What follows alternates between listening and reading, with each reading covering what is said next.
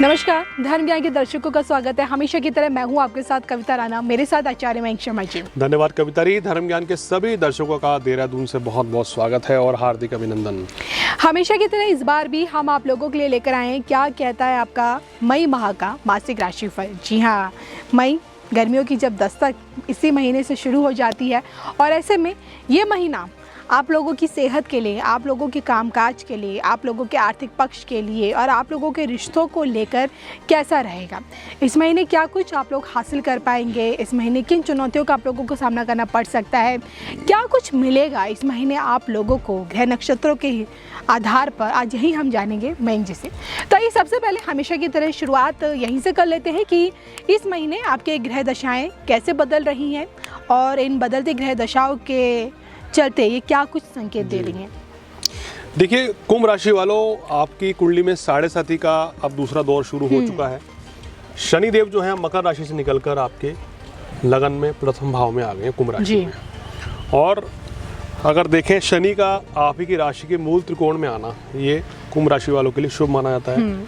अधिकतर एक्सपीरियंस भी ये मेरा रहा है कि अगर आपकी कुंडली में शनि बलवान है जी, शनि मूल त्रिकोण में उच्च के हैं, स्वराशि के हैं, तो ये ढैया या 7.5 कुंभ वालों को परेशान नहीं करती है, चाहे कुंभ लगन हो या कुंभ राशि हो जी। दोनों के लिए बात लागू करूंगा। तो आपके लिए भी शनि का ये आना मेरे हिसाब से तो काफी फ्रूटफुल रहेगा, यानी कि बहुत बढ़िया रहेगा, शानदार कहा जाएगा। लेकिन इस समय यहाँ थोड़ी सावधानी बरतनी पड़ेगी क्योंकि कुंभ राशि वालों शनि के साथ मंगल बैठ गए हैं। तो शनि मंगल का योग जो है शुभ बिल्कुल नहीं माना जाता है, विस्फोटक योग माना जाता है। और इस योग में कुछ ना कुछ छोटी मोटी परेशानियां आएंगी, हालांकि बताएंगे क्या परेशानी होगी और समाधान भी बताएंगे। दूसरे भाव में शुक्र और गुरु, ये आपके लिए सबसे बड़ा प्लस पॉइंट है। आपकी कुंडली में एकादश भाव का कारक, सेकंड हाउस का कारक और शुक्र जो है आपका भाग्येश है और चतुर्थेश है। बहुत ही सुंदर स्थिति में सुंदर योग बना के दूसरे भाव में बैठा है। तीसरे भाव में उच्च का सूर्य है राहु और चंद्र के साथ। चतुर्थ में बुध है, पंचम, षष्ठ, सप्तम, अष्टम भाव खाली, नवम भाव में केतु, बहुत ही सुंदर योग है। केतु भाग्यवर्धक का संकेत देता है यहाँ बैठ के जी। दशम, एकादश और द्वादश भाव खाली है। तो ये आपकी कुंडली की ग्रह स्थिति बनती हुई नजर आ रही है मई मास में। दर्शकों को बताते चले, जो राशिफल हम बताते हैं ये कुंभ राशि जो है आप अपनी चंद्र राशि के अनुसार से देखें, ना कि सूर्य राशि या नाम राशि से। यानी अगर आपका नाम एस से शुरू होता है, बोलता नाम, तो उस राशि पे ये फलित नहीं होगा। अगर आप जन्म कुंडली वाली राशि से देखेंगे जी, वहाँ अगर आपका नाम सुमित है, एस अक्षर से है, तो निश्चित रूप से ये राशिफल आप ही के लिए है। चलिए मयंक जी, ये तो आपने बता दिया इनके ग्रह नक्षत्रों की स्थिति के बारे में इन्हें समझाया। और मैं देखिए, मैं आगे भी बढ़ूंगी, लेकिन मैं आपसे ये भी जानना चाहती हूँ जो कि आपने बताया कि 7.5 के दूसरे चरण के दौर से अब ये लोग गुजरेंगे आगे आने वाले 2.5 सालों में। क्या लगता है ये दूसरा चरण जो शनि का माना जाता है, इसमें शनि कष्ट देते हैं या फिर शनि की पीड़ाओं से थोड़े बहुत वो मिलती है, राहत मिलती है इस दौरान? देखिए, अब आप ये माने कविता जी, शनि अब तक 12वें भाव में चल रहे थे, तो खर्चों की वृद्धि हो रही थी, बीमारी पे पैसा खर्च हो रहा था, बीमारियां परेशान कर रही थी। अब लगन में शनि आ गए हैं, तो ये शनि राशि का स्वामी पहले भाव में रहेगा, चाहे कुंभ लगन हो या कुंभ राशि हो। आपके लिए शनि राजयोग बना रहा है, बहुत अच्छा रहेगा आपके काम कारोबार के लिए, आपके स्वास्थ्य के लिए, मान सम्मान के लिए, राजनीति के लिए। अगर आप डॉक्टर हैं, वकील हैं, इंजीनियर हैं, तो ये योग आपको बड़ी सफलता देगा।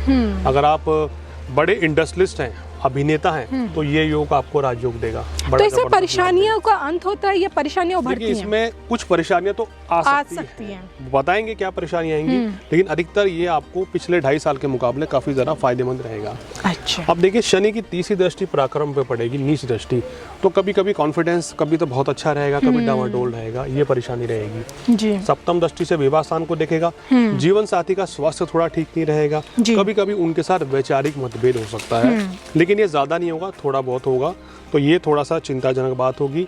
और शनि की दशम दृष्टि कर्म स्थान पे है और यहाँ पर थोड़ी सी बाधा के साथ सफलता मिलती है, लेकिन मेरा कहने का मतलब है कि अब यहाँ आपको डायरेक्ट कोई नेट लॉस नहीं होगा जी। चलिए, अब इसी के साथ आगे बढ़ते हैं और सबसे पहले जान लेते हैं कि सेहत इस महीने आप लोगों की कैसी रहने वाली है।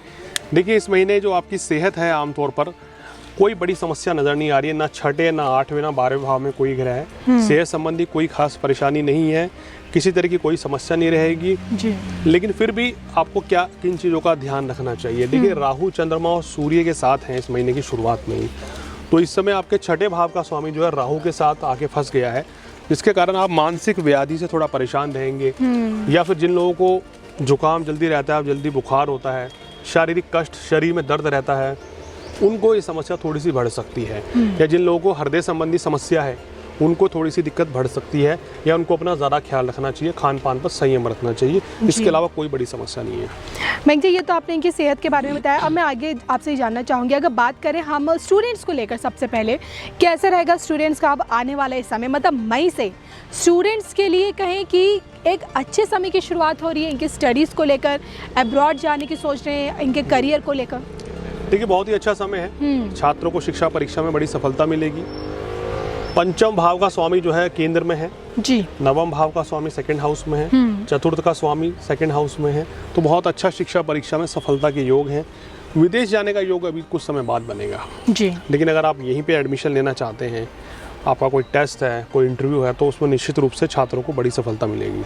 चलिए, अब तक हमने आपकी हेल्थ के बारे में जाना, स्टूडेंट्स के बारे में भी हमने बात किया, या फटाफट से जान लेते हैं आपकी पर्सनल लाइफ को लेकर कैसे रहेंगे इस महीने आपके रिश्ते? मयंक जी बताइए। देखिए, मांगलिक दोष के कारण थोड़ा तनावपूर्ण स्थितियां दाम्पत्य जीवन में रहेंगी जी, तो इस भाव को थोड़ा सा मजबूत करना चाहिए।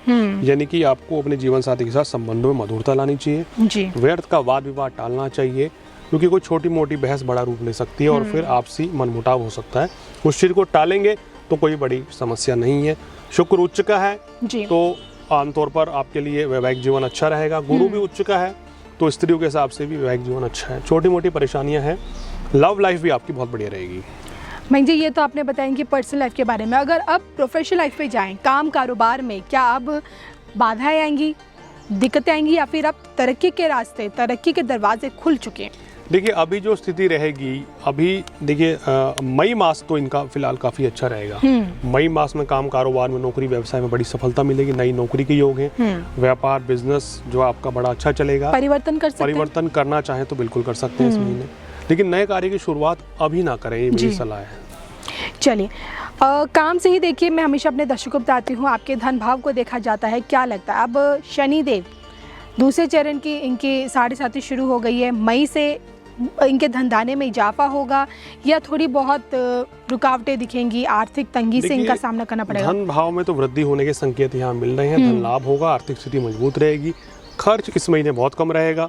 तो कुल मिलाकर आपके लिए बहुत अच्छा है। सुख साधन के लिए भी बहुत बढ़िया है। भाग्य अब इन लोगों का कितना साथ देगा? देखिए, 90% भाग्य इनका साथ रहेगा। भाग्य के बल पे सभी रुके हुए कार्य इनके पूर्ण होंगे। मयंक जी, ओवरऑल क्या इन्हें करना चाहिए, क्या नहीं? देखिए, वैवाहिक जीवन में परेशानी आ रही है तो हनुमान चालीसा पढ़ें जी, है ना, और राधे कृष्णा जी की मूर्ति पर शुक्रवार को जाके दोनों को एक फूलों का हार चढ़ाएं, चाहे गेंदे के फूल का हार। जी, पति पत्नी दोनों जाएं मंदिर में, उनको चढ़ाएं तो बहुत शुभ रहेगा आपके लिए। शनिदेव की उपासना करें, ओम शम शनिश्चराय नमः। शनिवार का व्रत करें, शनिवार को गरीब व्यक्ति को खाना खिलाएं। देखिए, जरूरतमंद की मदद अगर आपने कर दी तो समझिए शनि प्रसन्न हो गए। इस चीज का ध्यान रखना है बस। चलिए, तो ये थे मेरे साथ मयंक शर्मा जी, जिनसे मैंने जाना कि आखिरकार कुंभ राशि वाले जातकों के लिए मई का ये महीना क्या कुछ ला रहा है, क्यों है सबसे ज़्यादा खास। चलिए, इसी के साथ हम दोनों को दीजिए इजाज़त, फिर मिलेंगे, तब तक के लिए नमस्कार।